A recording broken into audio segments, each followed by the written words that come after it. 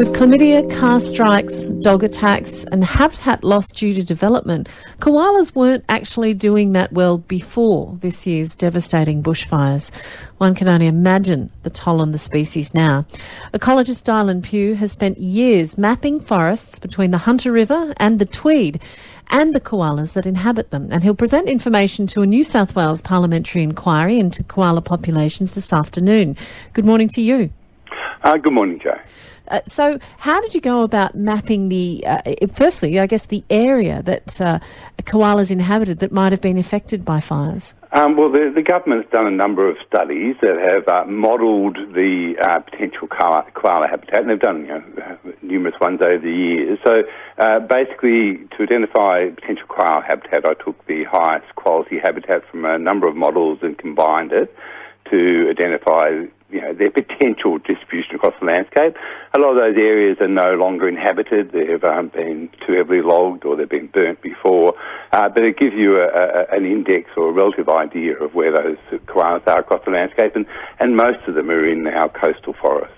Okay, and you overlaid that with the mapping from the RFS of where the fires have been? Yes, since July this year. So basically, I think about of the North Coast bioregion, that's North and Hunter River, and up onto the Great Dividing Range, about 28% of the area has burnt, and that's about 39% of the forest or the native vegetation in that region have burnt, which is a huge amount. Did we have any idea how many koalas roughly were inhabiting that area in the first instance? Well, the best, the most recent estimate is by an expert panel was 8,400 koalas, plus or minus. But that gives you a ballpark idea of really how small the population was to start with. It has declined by about 50% over the last 20 years, so it's in serious trouble, it's declining, and really 8,400 is not many. Mm. And since the fires, what's the estimated loss?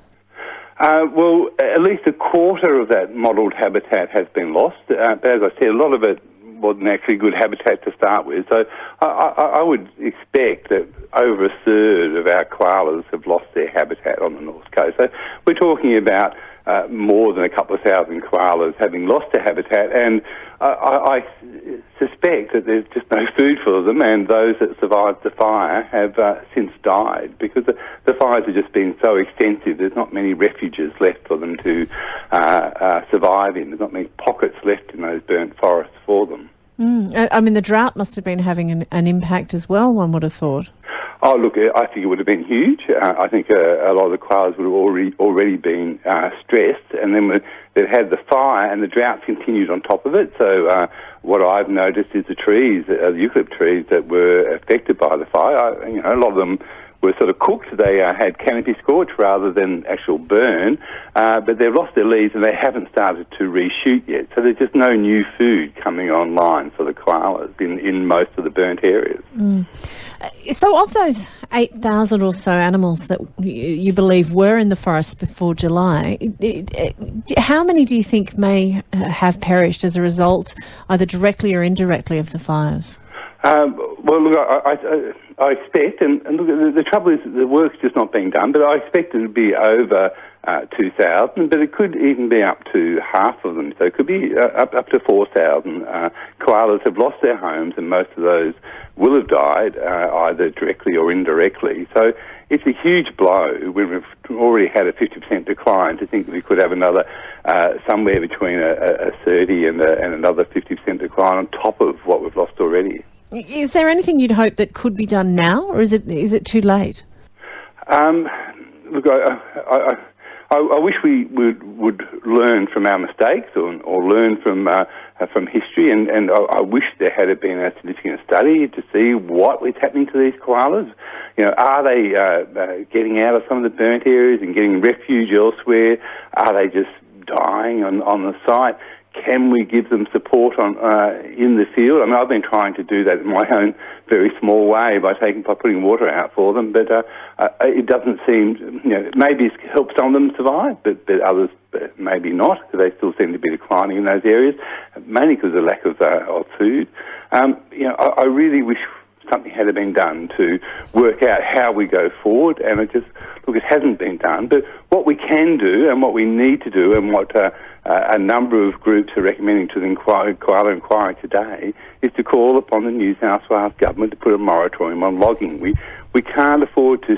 We've got to allow those burnt feed trees to recover, number one, so that koalas can move back into those areas and have food to eat. But equally important, we've got particular remaining refuges for koalas, where koalas still survive in the landscape, so that they can recolonise the burnt areas. So a moratorium is something we need to do urgently, because koala habitat is being logged today, and to give those koalas a chance to recover over time. There are some very difficult questions that are going to be asked shortly out there. I mean, because the timber industry itself has suffered massive losses of its plantations, of the forests it would normally be harvesting. And of course, we know the national estate and the impact on the environment has been huge.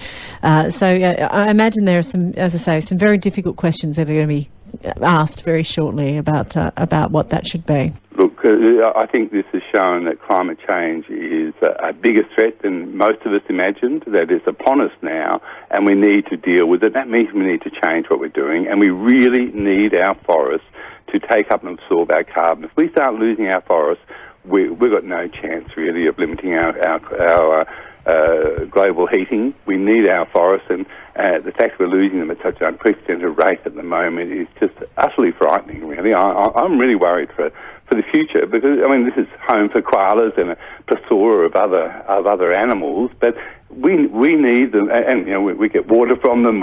They provide many services to us, but one of the biggest services is they take up and store the carbon we emit, and we really need to enhance that rather than lose that ability, because then there's we lose one of our major mitigation actions. Darlin Pugh, thanks very much for talking to me.